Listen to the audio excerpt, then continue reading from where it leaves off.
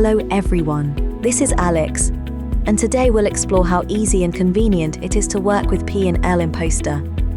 P&L is a financial report that details your location's revenue and expenses. It shows how much money you've earned over a specific period and the expenses incurred while achieving that. Every location is unique, so working with P&L requires additional account setup. We've explained this in more detail in our guide. How to prepare your account for accurate P&L reporting. If you're new to Poster, don't skip these initial settings. Without them, you won't be able to effectively analyze your financial results. The tutorial link is in the description. Go to the Finances P&L tab. In the trial version of the report, you'll see data from the last week of operation. Enhance your capabilities with the paid version. It offers date selection, percentage values calculated from total revenue, and the option to export data in Excel format. If your account includes multiple locations, you'll see a report for each one. This makes it easy to compare performance across different locations. Click the arrow next to the location name to show or hide monthly figures. Rows with zero values are not displayed in the report.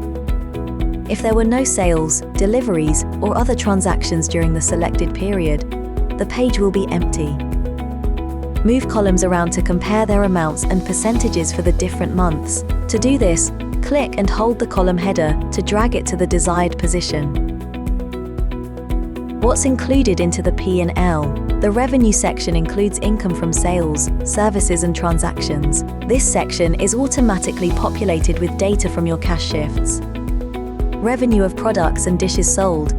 Total revenue from sales, including online payments and additional payment methods, minus all discounts, promotions, and bonus payments. Revenue data is available by stations, categories, and dishes sold. Revenue from services. Total service charge fees, delivery commissions, and other related income over the selected period. Transactions. Total amount of income transactions with categories included in P&L, excluding supply and cash shift categories. Click on the revenue type to see more details.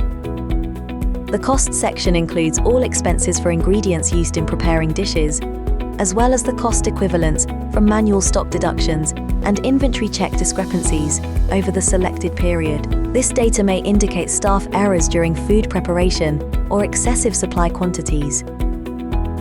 Margin is the difference between total sales and the cost of goods sold. Each sale and product supply affects this metric, but rent and utility costs do not. Different locations analyze this metric in various ways. For example, bars focus on the margin from alcohol sales, while restaurants pay more attention to kitchen performance.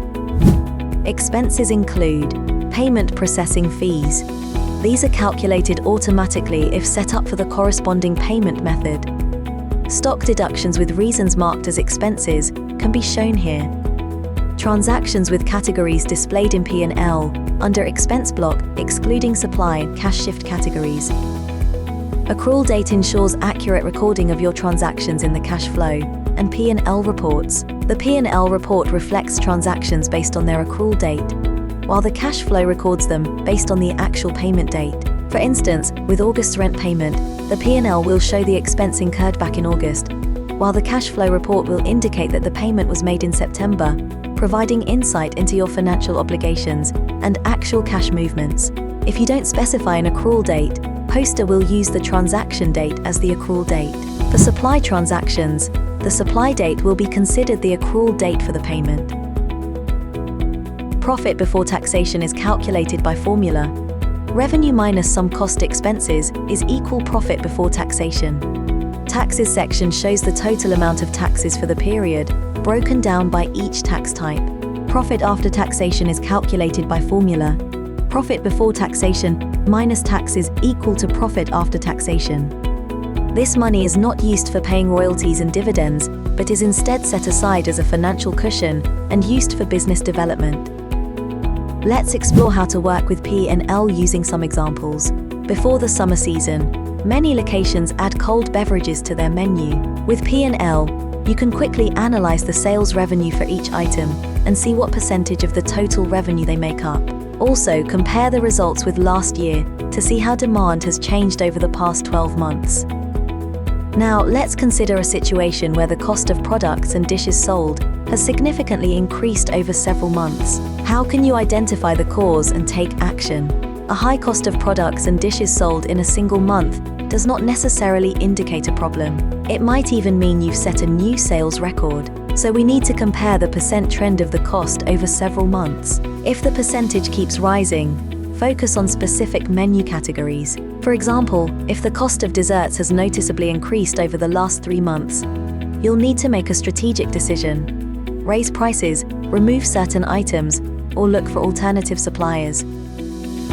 To choose between these options, go to Reports ABC Analysis and select the desserts category. This will show you the number of sales, revenue, and profit for each item. In our example, the least profitable item is strawberry ice cream. We know there are no alternative suppliers for this product in our city. And with the summer season approaching, removing it from the menu is not an option. Therefore, the optimal solution is to raise the price. Regularly work with your P&L report. I recommend checking the report weekly or monthly to rate your business's profitability. Calculate the cost of ingredients, compare it with your location's income, plan your budget, and analyze changes. Have a great day, and remember, with Poster, you can easily improve operational processes and optimize your expenses.